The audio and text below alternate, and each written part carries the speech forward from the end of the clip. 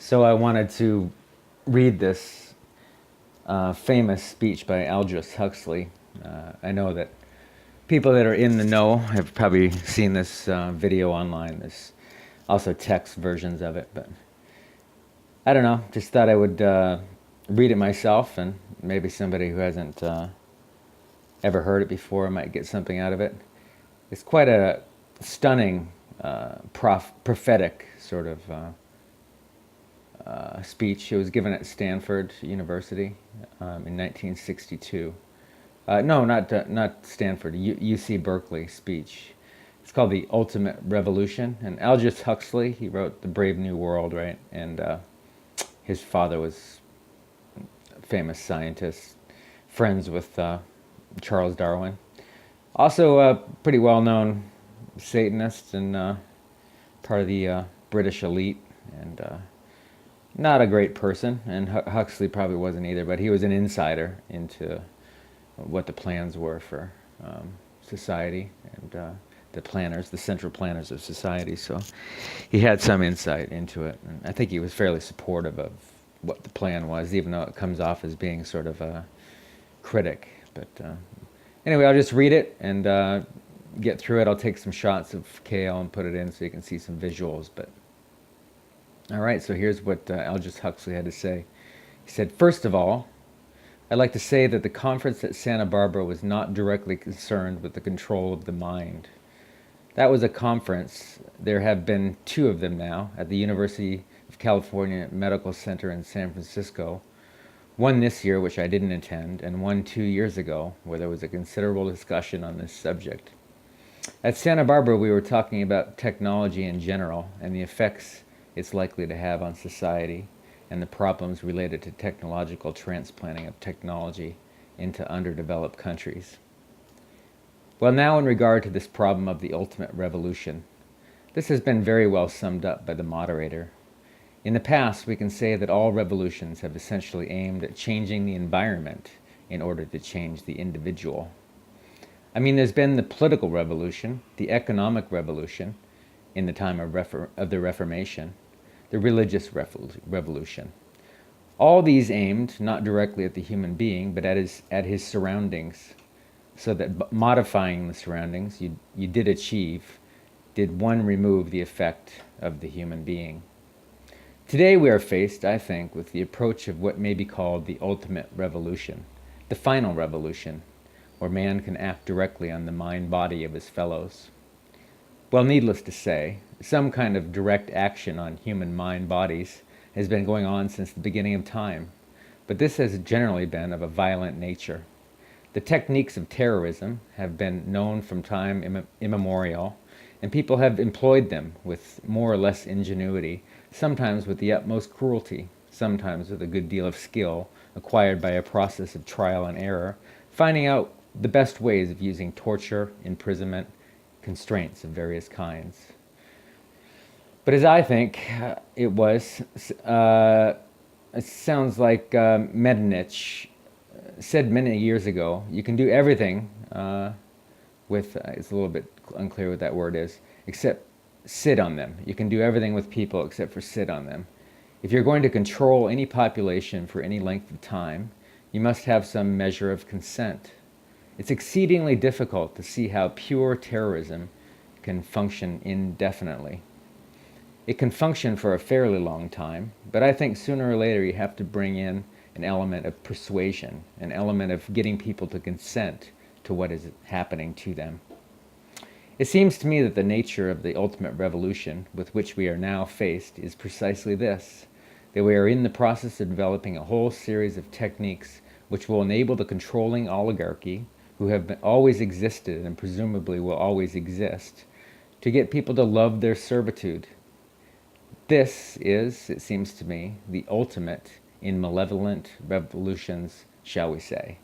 And this is a problem which has interested me many years, and about which I wrote 30 years ago, a fable, Brave New World, which is an account of society making use of all the devices available, and some of the devices which I imagine to be possible, making use of them in order to, first of all, to standardize the population, to iron out inconvenient human differences, to create to, say, mass-produced models of human beings arranged in some sort of scientific caste system. Since then, I've continued to be extremely interested in this problem, and I have noticed with increased dismay a number of the predictions, which were purely fantastic when I made them 30 years ago, have come true or seem in process of coming true. A number of techniques about which I talk seem to be here already, and there seems to be a general movement in the direction of this kind of ultimate revolution, a method of control by which a people can be made to enjoy a state of affairs by which any decent standard they ought not to enjoy. This, the enjoyment of servitude, well, this process, as I say, has gone on over the years, and have become more and more interested in what is happening. And here I would like briefly to compare the parable of Brave New World with another parable which was put forth recently in George Orwell's book, 1984. Orwell wrote his book between 45 and 48 at the time, when the Stalinist terror regime was still in full swing, and just after the collapse of the Hitlerian terror regime. And his book, which I admire greatly, it's a book of very great talent and extraordinary ingenuity, shows, so to say, a projection into the future of the immediate past, of what for him was the immediate past and the immediate present. It was a projection into the future of a society where control was exercised wholly by terrorism and violent attacks upon the mind-body of individuals. Whereas my own book, which was written in 1932 when there was only a mild dictatorship in the form of Mussolini in existence, was not overshadowed by the idea of terrorism, and I was therefore free in a way in which Orwell was not free, to think about these other methods of control, these non-violent methods. And I'm inclined to think that the scientific dictatorships of the future, and I think there are going to be scientific dictatorships in many parts of the world, will be probably a good deal nearer to the Brave New World pattern than the 1984 pattern. They will a good deal nearer, not only because of any humanitarian qualms of the scientific dictators, but simply because the Brave New World pattern is perhaps a good deal more efficient than the other. That if you can get people to consent to the state of affairs in which they are living, the state of servitude, the state of being, having their differences ironed out, and being made amenable to mass production methods on the social level, if you can do this, then you are likely to have a much more stable and lasting society, much more easily controllable society than you would if you were relying wholly on clubs and firing squads and concentration camps. So that my own feeling is that the 1984 picture was tinged, of course, by the immediate past and present in which Orwell was living, but the past and present of those years does not reflect, I feel, the likely trend of what is going to happen. Needless to say, we shall never get rid of terrorism. It will always find its way to the surface. But I think that insofar as dictators become more and more scientific, more and more concerned with the technically perfectly running society, there will be more and more interest in the kind of techniques which I imagined and described from existing realities in the Brave New World. So that it seems to me that this ultimate revolution is not really very far away, that we have already a number of techniques about this kind of control are here, and it remains to be seen when and where and by whom they will first be applied in any large scale. And first, let me talk about a little bit about the improvements in the techniques of terrorism. I think there have been improvements. Pavlov, after all, made some extremely profound observations both on animals and on human beings. And he found, among other things, that conditioning techniques applied to animals or humans in a state of either psychological or physical stress sank in, to say, very deeply into the mind-body of the creature, and were extremely difficult to get rid of, that they seem to be embedded more deeply than other forms of conditioning. And this fact was discovered empirically in the past. People did make use of many of these techniques, but the difference between the old empirical, intuitive method and our own methods is the difference between the sort of hit and miss craftsmanship point of view and the genuinely scientific point of view. I think there's a real difference between ourselves and, say, the inquisitors of the 16th century. We know much more precisely what we are doing than they knew, and we can extend, because of our theoretical knowledge, we can extend what we are doing over a wider area with a greater assurance of being producing something that really works. In this context, I would like to mention the extremely interesting chapters in Dr. Williams' Battle for the Mind, where he points out how intuitively some of the great religious leaders of the past hit on the Pavlovian method. He speaks specifically of Wesley's method of producing conversations which were essentially based on the technique of heightening psychological stress to the limit by talking about hellfire, and so making people extremely vulnerable to suggestion, and then suddenly releasing this stress by offering hopes of heaven. And this is a very interesting chapter of showing how completely a purely intuitive and empirical grounds a skilled natural psychologist, as Wesley was, could discover these Pavlovian methods. Well, as I say, we are now not the reason why these techniques.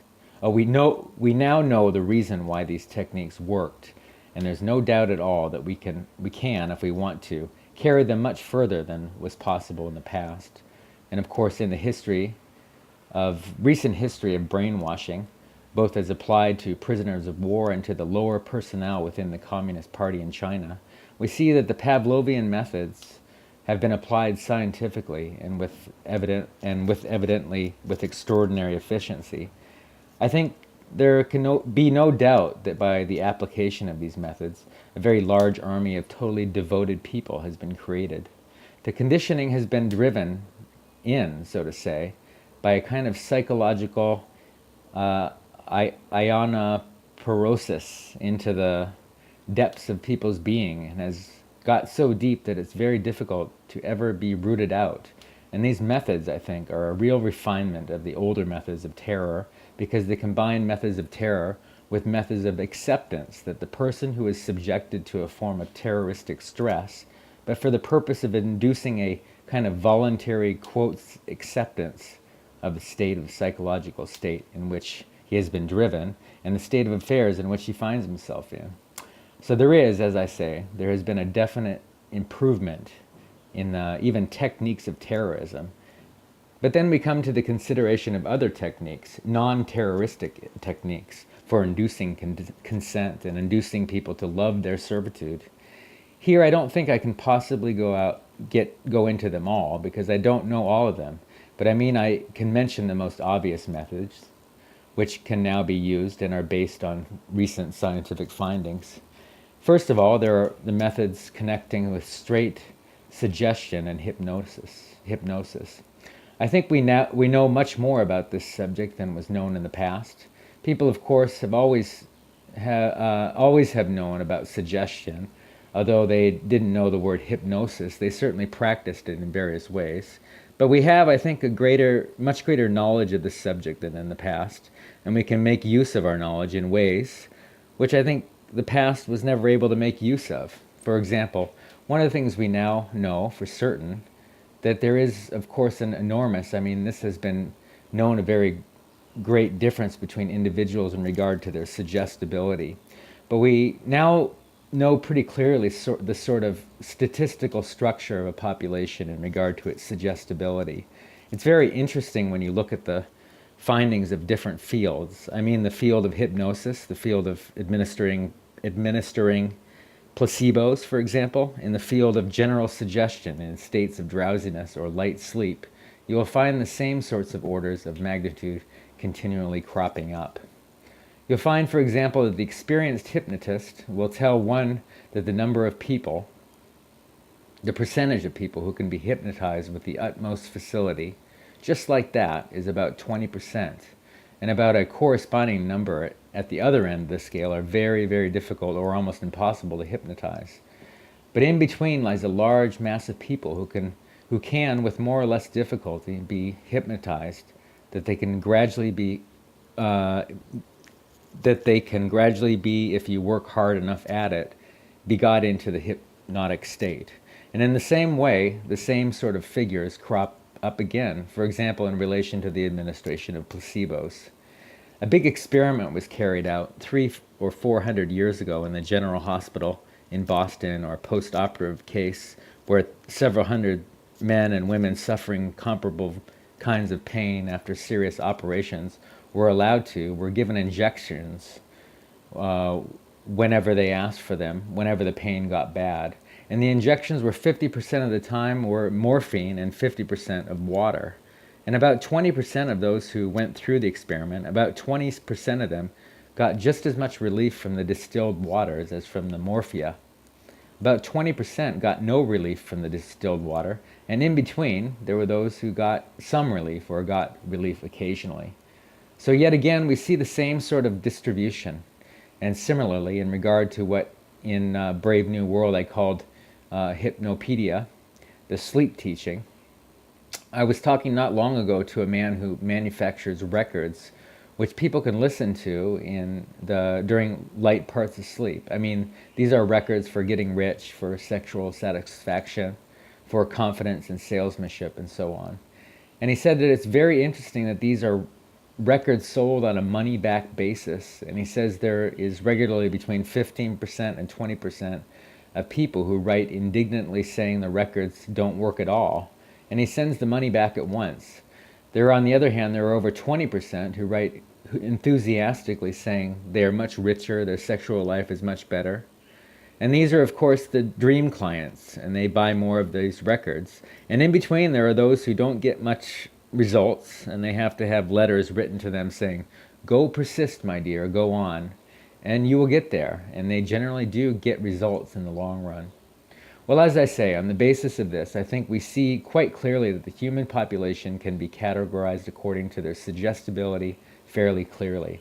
I suspect very strongly that this 20% is the same in all these cases, and I suspect also that it would not be at all difficult to recognize and seek out those who are extremely suggestible and who are those extremely unsuggestible and who are those who occupy the intermediate space. Quite clearly, if everybody was extremely unsuggestible, organized society would be quite impossible. And if everybody were extremely suggestible, then a dictatorship would be absolutely inevitable. I mean, it's very fortunate that we have people who are moderately suggestible in the majority and therefore preserve us from the dictatorship, but do permit organized society to be formed. But once given the fact that there are 20% of highly suggestible people, it becomes quite clear that this is a matter of enormous political importance. For example, any demagogue who is able to get hold of a large number of these 20% of suggestible people and to organize them really in a position to overthrow any government in any country. I mean, I think this, after all, we had the most incredible example in recent years by what can be done by efficient methods of suggestion and persuasion in the form of Hitler. Anyone who has read, for example, The Life of Hitler comes forth with this horrified admiration for his infernal genius, who really understood human weaknesses, I think, almost better than anybody, and who exploited them with all the resources then available. I mean, he knew everything, for example. He knew intuitively this Pavlovian truth that condition installed in the state of stress or fatigue goes much deeper than the conditioning installed at other times. This is, of course, why all his big speeches were organized at night. He speaks quite frankly, of course, in Mein Kampf. This is done solely because people are tired at night and therefore much less capable of resisting persuasion than they would be during the day. In all his techniques he was using, he had discovered intuitively and by trial and error a great many of the weaknesses which we now know about on this sort of scientific way, I think, much more clearly than he did. But the fact remains that this differential of suggestibility, this susceptibility to hypnosis, I do think is something which has to be considered very carefully in relation to any kind of thought about democratic government. If there are 20% of the people who really can be suggested into believing anything, then we have to take extremely careful steps into preventing the rise of demagogues who will drive them on into extreme positions. then organize them into very, very dangerous armies, private armies, which may overthrow the government. This is, I say, in this field of pure persuasion, I think we do know much more than we did in the past. And obviously, we now have mechanisms for multiplying the demagogue's voice and image in quite hallucinatory way. I mean, the TV and radio. Hitler was making enormous use of the radio. He could speak to millions of people simultaneously. This alone creates an enormous gulf between the modern and ancient demagogue. The ancient demagogue could only appeal to as many people as his voice could reach by yelling at his utmost. But the modern demagogue could touch literally millions at a time, and of course by multiplication of his image, he can produce this kind of hallucinatory effect, which is of enormous hypnotic and suggestive importance. But then there are the various other methods one can think of, thank heaven, as yet have not been used, by which obviously could be used. There is, for example, the pharmacological method. This is one of the things I talked about in Brave New World. I invented a hypothetical drug, soma, which of course could not exist as it stood there because it was simultaneously a stimulant, a narcotic, and a hallucinogen, which seems unlikely in one substance. But the point is, if you applied several different substances, you get almost all of these results even now. And the real interesting thing about the new chemical substances, the new mind-changing drugs, is this. If you look back into history, it's clear that man has always had a hankering after mind-changing chemicals. He has always desired to take holidays from himself. But, and this is the most extraordinary effect of all, that every natural occurring narcotic, stimulant, sedative, or hallucinogen was discovered before the dawn of history. I don't think there is one single one of these naturally occurring ones which modern science has discovered. Modern science has, of course, better ways of extracting the active principles of these drugs, and of course has discovered numerous ways of synthesizing new substances of extreme power. But the actual discovery of these naturally occurring things was made by primitive man, goodness knows how many centuries ago. There is, for example, in the underneath the lake dwellings of the early Neolithic that have been dug up in Switzerland, we have found poppy heads, which looks as though people were already using this most ancient and powerful and dangerous narcotics even before the days of the rise of agriculture, so that man was apparently a dope bag addict before he was a farmer, which is a very curious comment on human affairs.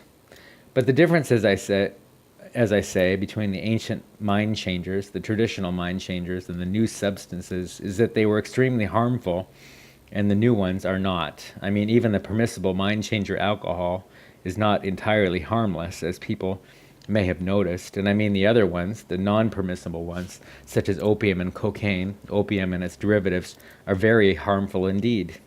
They rapidly produce addiction, and in some cases lead at an extraordinary rate to physical degeneration and death.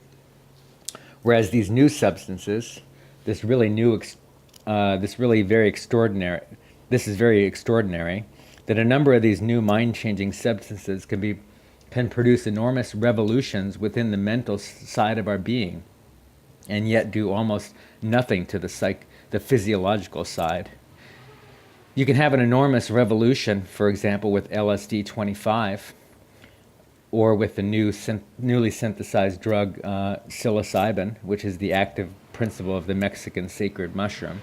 You can have these enormous mental revolutions with no physical revolution, with no more physiological revolution than you could get from drinking 2 cocktails. And this is a really most extraordinary effect.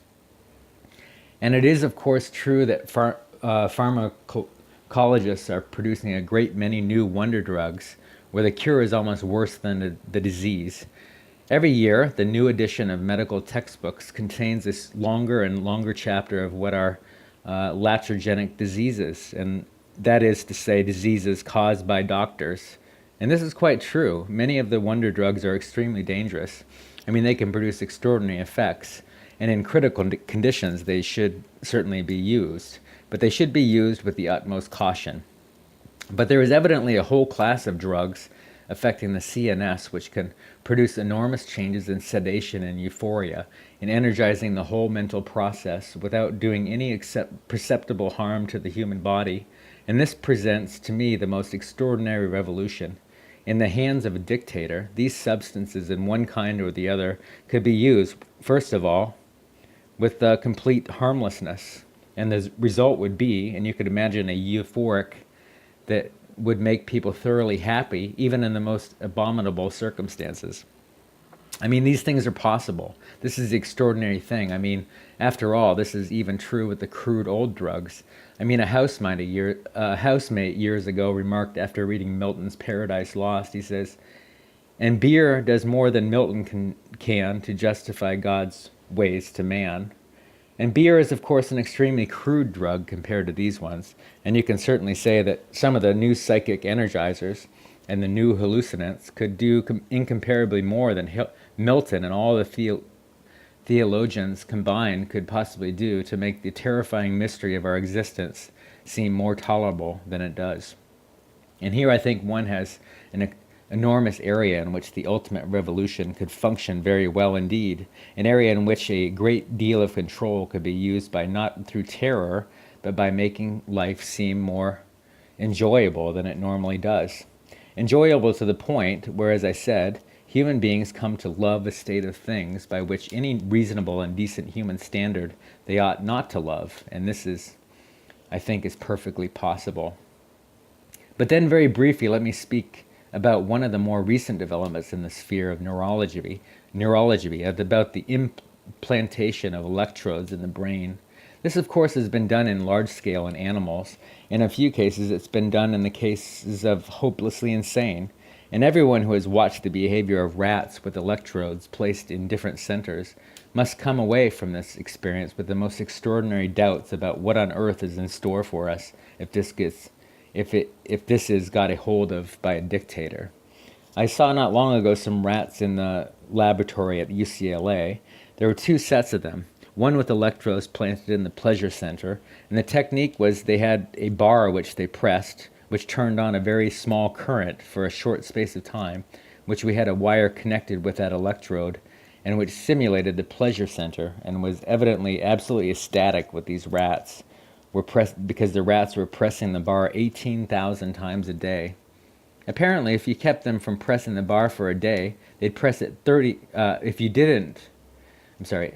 if you kept them from pressing the bar for a day, they'd press it 36,000 times on the following day, and they would until they fell down in complete exhaustion. And they would neither eat nor be interested in the opposite sex, but would go on pressing this bar forever. Then the most extraordinary rats were those with the electrode was planted halfway between the pleasure and pain center. The result was a kind of mixture of the most wondrous ecstasy and like being on the rack at the same time. And you would see the rats sort of looking at this bar and sort of saying, to be or not to be, that's the question. Finally, it would approach and go back with this awful, it's not clear on what the word here is. I guess it's mumbled. And he would wait some time before pressing the bar again. Yet he would always press it again. This was an extraordinary thing.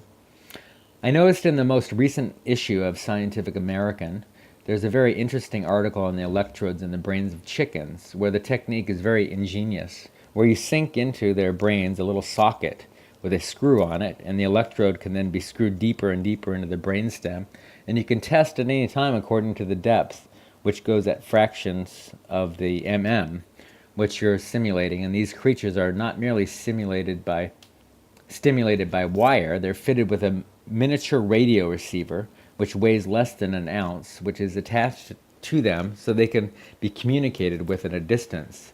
They can run about in the barnyard, and you can press a button, and this particular area of the brain to which the electrode has been screwed down to would be stimulated.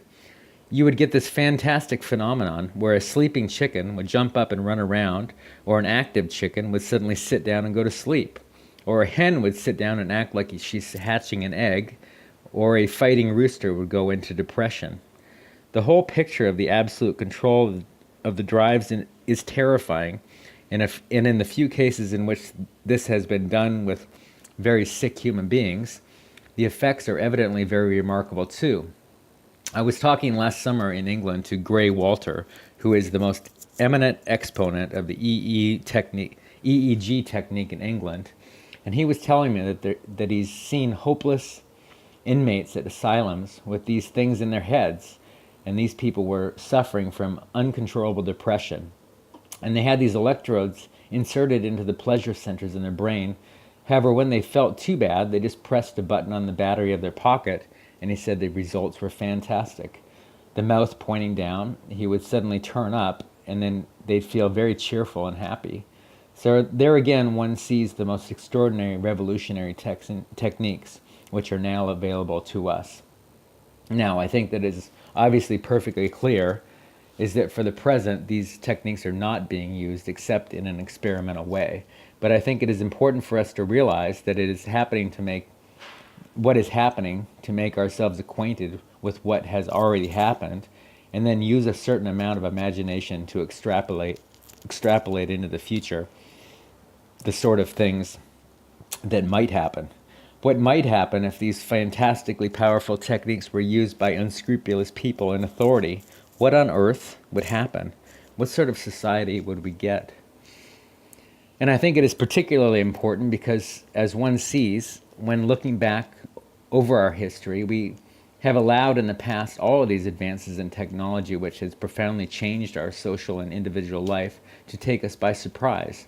I mean, it seems to me that there was during the late 18th century and early 19th century, when the new machines were making possible the factory situation, it was not beyond the wit of man to see what was happening and project into the future and maybe forestall the really dreadful consequences which plagued England and most of Western Europe and this country for 60 or 70 years, and the horrible abuses of the factory system.